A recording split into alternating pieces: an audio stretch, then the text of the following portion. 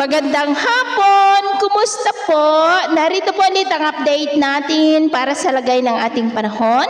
Ngayong hapon po ng August 10, 2025. Sa ngayon po ay patuloy na ang paglapit ng bagyong Podul na ating binabantayan at nagbabanta na napapasok sa Philippine Area of Responsibility ngayong gabi hanggang bukas po ng umaga. Nasa layo na po ngayon ng 1,510 km east ng Batanes.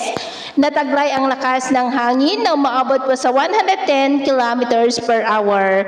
Kahit na nakapasok na po yan sa ating area of responsibility, ay mababa pa naman ang tsansa nito na direktang makaapekto sa ating bansa.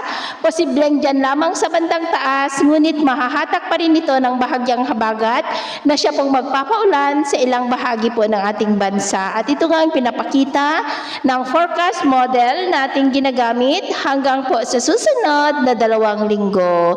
At sa lagay ng ating panahon, ngayong hapon ay maulap ang kalangitan with isolated rains sa ilang bahagi ng Northern Luzon, ilang bahagi ng Central Luzon, Metro Manila, ilang bahagi ng Calabarzon, Camarines Sur, Catanduanes, Oriental Mindoro, ilang bahagi ng Palawan, Panay Island, Negros, Cebu, Bohol, Leyte, Samar Provinces at malaking bahagi ng Mindanao. At mamayang gabi, may mga isolated rains pa rin sa ilang bahagi ng ating bansa, kaya mag-ingat po tayo sa posibleng banta pa rin ng mga pagbaha at pagguho ng lupa. At sa atin naman pong mga baybayin, wala na po tayong nakataas na namang gale warning signals, pero ba yung pag-ingat lamang po kung papalaot tayo para po mas makaiwas sa mga sakunang pangkaragatan. So ito na ang latest update natin sa araw na ito. Ako po muli si James na nagsasabing sa kahit na magsubok na darating sa ating buhay, wag po tayong mawawalan ng pag-asa. Thank you and God bless!